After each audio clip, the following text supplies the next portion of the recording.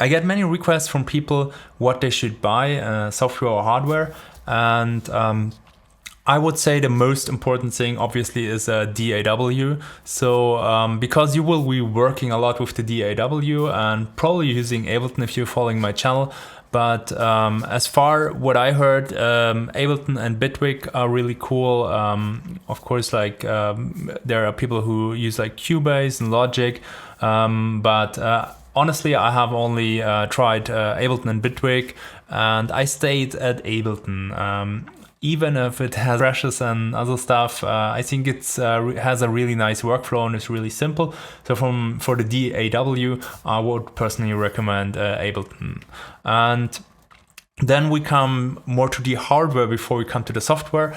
The next thing you will definitely need is something to listen to the audio which comes out of your computer, because you don't want to listen from your laptop speakers or earpods. If you can afford it, then I would go for monitor speakers, and monitor speakers which are large enough that you have something in the sub-range so that you can hear your bass, because Psytrance is kicking bass is very important. And you can usually at the manufacturer sites, you can check out the frequency response curves and check that it at least it can reproduce frequencies around like 50 hertz or something. It depends a bit on your room and room size, and I could talk endlessly about this topic, so I want to go too deep into that. But I show you my speakers. So I got the SC207 from Eve Audio, and before I had the KRK Rocket, and I'm pretty satisfied with those speakers at the moment. And if you look a little bit behind, then you see a big black block, and once you get speakers, then you will need to insulate your room. So every room colors your sound. So you have reflections on the walls, and those reflections come back to your ears, and then they mix with the sound of your speakers, and you get not kind of like the original sound. So once you start producing music, there's a simple thing you can check out. Listen to your music on different systems like headphones, whatever, like car audio, speakers at a friend's home, and you will realize that it sounds different everywhere. And the best or the ideal setup is kind of like a flat curve, so that your room and your speakers and everything here around you doesn't color your sound, and you get the kind of like the sound as honest and as clean out of your speakers as it's possible. But just saying, this is also a whole topic inside, and there are many videos on that, how you can soundproof your room, and it's quite difficult, and I also just started with that. And obviously you will need an interface. I got the Moto M4, and I'm quite satisfied with that one, but there are also many interfaces, and I cannot tell you much about it because it's the only interface I ever got, but I heard also like those Babyface should be good, and those RME things, but it depends all on your budget, and I know hardware stuff is expensive. And once you got that, you have your DAW, your speakers, or if you cannot afford speakers, then you may want to go for headphones. But if you go for headphones, then check that you have open back headphones. So ones where the sound comes also out of the back a bit, because that gives you kind of like a more natural response than those closed back headphones, which are kind of like not studio, like normal listening headphones. And but I wouldn't really recommend you to do it. So the best thing is if you have speakers and a treated room. So once you get your DAW, your interface, and your speakers, then the next thing I would recommend before you basically buy the first VST is a MIDI keyboard. So something where you can bring your hands in to craft your ideas, and something which has at least one knob, or better two knobs, which you can twist, because that gives you kind of like a natural feeling, and it will really enhance your creativity and also your feeling for the music. So it's not everything then so much in the head, it becomes more like a body-head mixture. For example, I have this Ableton Push, And a really nice thing for beginners is that you can put in the scales here, and that you have all those knobs. I mean, obviously you only have two hands, so it has some use, but two knobs are actually fair enough. And you have those pads where you can basically type in notes. That's actually the most important. I mean, maybe you can also get something, an extra MIDI keyboard, and then you have one thing with knobs and faders or whatever. But get something where you get like a human grip on it. So now I will lead you a bit through the VSTs I use. I bought many VSTs and got many VSTs for free, and also some sponsored VSTs. But there's actually a selection of VSTs, which I also link down in the description, which I use the most in my projects. And before I start, I really have to say start with the Ableton stock plugins, because once you understand them, and I still use a lot of Ableton stock plugins in my production, and it's not a magic cure to buy a VST, just said. But as I get many requests about what VSTs I use, I thought I'd bring like a basic chain for you, so that you can see if I just would like buy one device of each category, I would buy this chain. So for the synthesizer, I would probably get Zebra here, Zebra 2 from UHE, because it's a synthesizer which gives you really, really nice sounds. And I had actually a long time thinking about which VST I would recommend most. And it's a bit of a tricky question, because as a beginner, it's nice if you have something visual. So for example, before you buy something, I actually would get the Vital VST because it's free and it's visual. But why I have chosen the Zebra is because the Zebra has quite an amazing sound. To be honest, it's a VST which in my opinion doesn't have the best UI. I mean, you see everything, but somehow it isn't so easy to use in my opinion than other synths. But this one has a really great sound. So if you go for a VST, then the Zebra would be my kind of like sound-wise recommendation, and the Vital would be my budget and easy to learn recommendation. Then the next thing, so I don't want to jump like through the chain like I ordered it here, but more importance-wise is get a good EQ.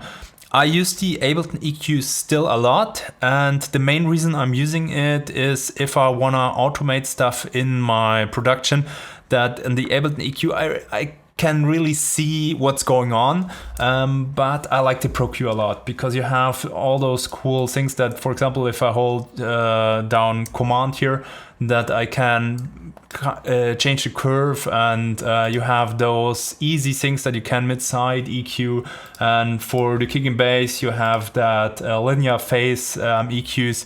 If you want to know more about that, then you can check my videos out about bass creation. So it's a really good EQ, and EQ is actually the most important thing, I would say, after creating a sound, because you always want to shape a sound. You never let a sound like raw like this. You always want to give it at least some low cut. You want to boost some frequency. You want to take a few frequencies away. You want to mangle with the stereo image of the sound.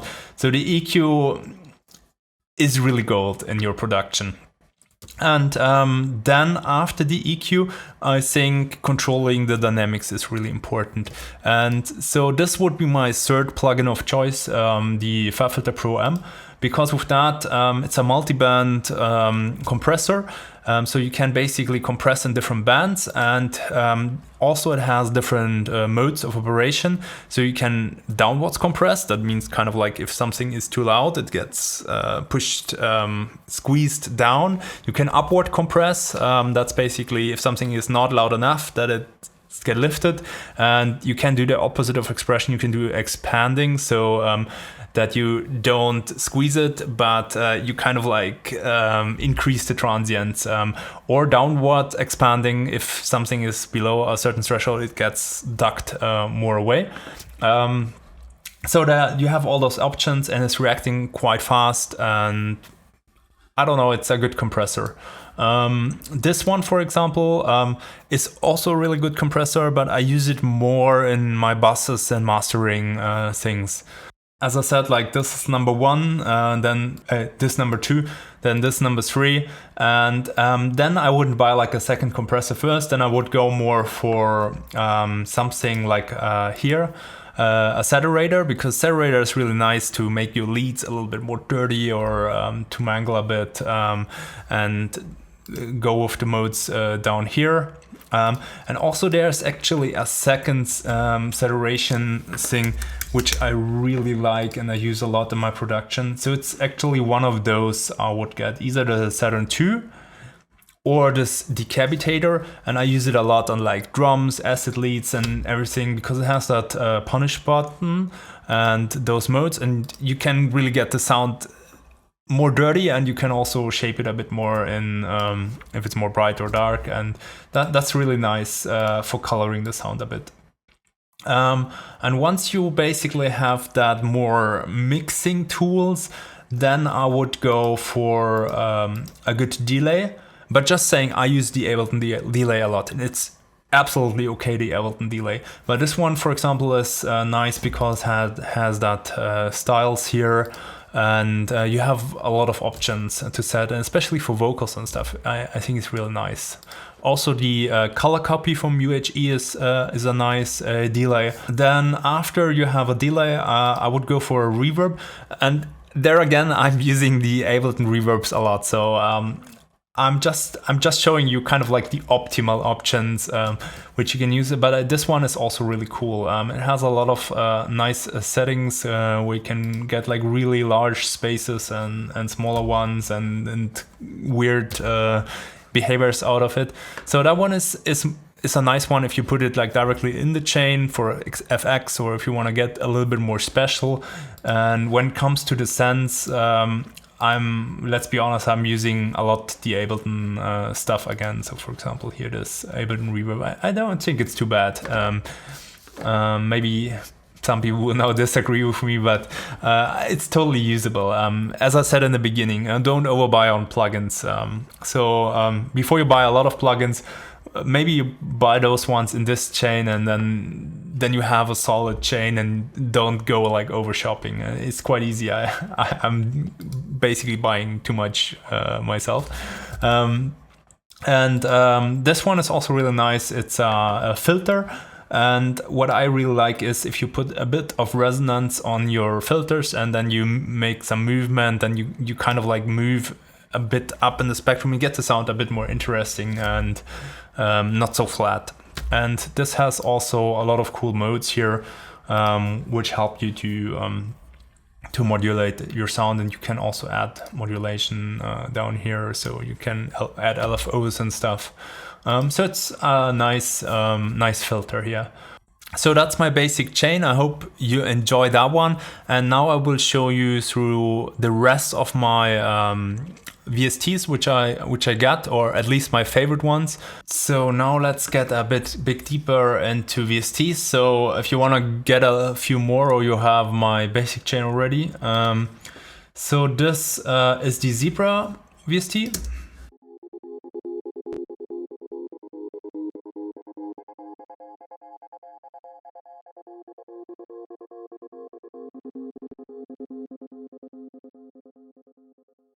So I think it has a quite nice sound.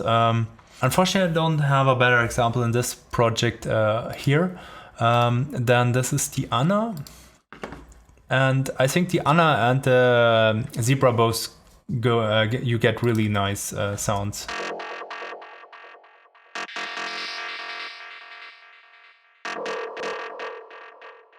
But they also have a bit more complicated menu maybe than the White Lentis Serum, for example, as you will see in a minute. Then this is the pigments. I use it actually more for pads, but in this track I used it for a lead. It's also one of those VSTs which seem to have like a simple UI, but in my opinion are not so I don't know, this one is a little bit too over visual maybe for me. And also I have the feeling that this kind of like submenu is not so good made as in Serum from my perspective out. And then the Spire is really nice for like sequences and acid sounds.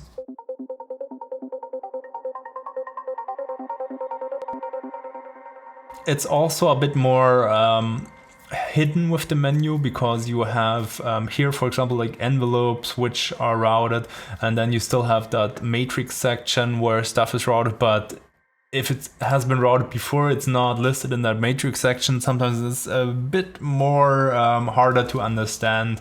And you cannot see like both oscillators at once, and but it makes really cool sounds, especially more like those kind of like acid type of sounds or sequence sounds are really nice in there. And the Silent, yeah, it's obviously one of the most popular ones for those classic Go acid type of sounds.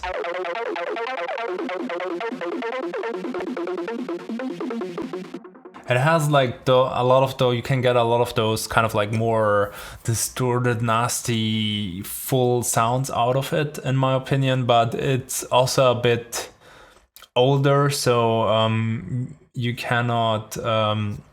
All the modulation stuff is not so that you can drag and drop it, I think, so easily, and it's many things which more modern synths solve in a better way. And as we're speaking about more modern synth, I mean, Serum is not really super modern, but I think they did it in a quite nice way, that you have here all that visualization. You really see good in Serum, in the UI, what's going on. You have good control over the oscillators. You have everything mostly here in those three tabs, and still the tabs work together so that you, for example, see this all the time. And it's not that you're clicking through this menu and then you're kind of like lost. So if you're really looking for a beginner thing where you get a steep learning curve and get really easy into it, then I can really recommend the Serum. And also the Vital, especially because you get a very, very good basic free version, and it's quite similar to Serum. So they got probably like a lot of inspiration from Serum. They just stacked like in a different way, but I think it's quite noticeable that it has its similarities there.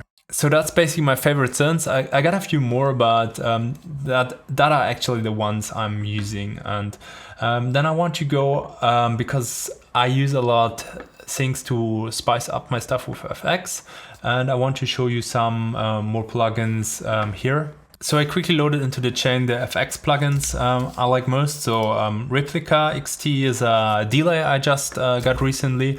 I think it is quite nice because you can put some FX on the delay here, and you could build that yourself in a chain for sure, but I think it's quite nice for some things if you have effects and then you push them into delay and put that whatever flanger or stuff on it. Then this Crush is really nice. It's a free plugin from Tritic, a really cool bit crusher you can use to add some bit crushing distortion sound to your FX. Then those three sound mangling machines, so the Tantra, actually there's a Tantra 2 out now, where you have basically this LFO section and then all those modules, and you can put the sounds through and it changes. The same goes for, this is like a similar one. You have here how much the knobs are turned, and then it goes through that chain here. And the same is this one, so they all work in a similar manner, so you can put in here which effects are played one, and then you have that step sequencer thing which running through, and then the sounds get processed by those things when they hit the bars here. The A1 Trigger Gate is a gate plugin. It's also free. You need to take a little bit care because it doesn't work so well with Ableton's delay compensation, so you get a lot of off-grid sounds, which you then need to quantize again. And this one I also got recently is a very large reverb, and I put it more into the effects category because it's usually not something which I put on a send or in a chain and leave it there. It's more something I have a single FX and I want to really exaggerate it, then I would put this one on. That said, that's kind of like all my favorite plugins. I'll put your list in the description. Let me know if you have any plugins you like a lot, and if you're interested, you can also drop me an email and I'll send you the full list of all my plugins. But honestly, there are many in there which I barely never use, and I just downloaded, and I usually also delete them once in a while. You see, like, there are many more, but that's the ones I'm using like really day-to-day basis in my production.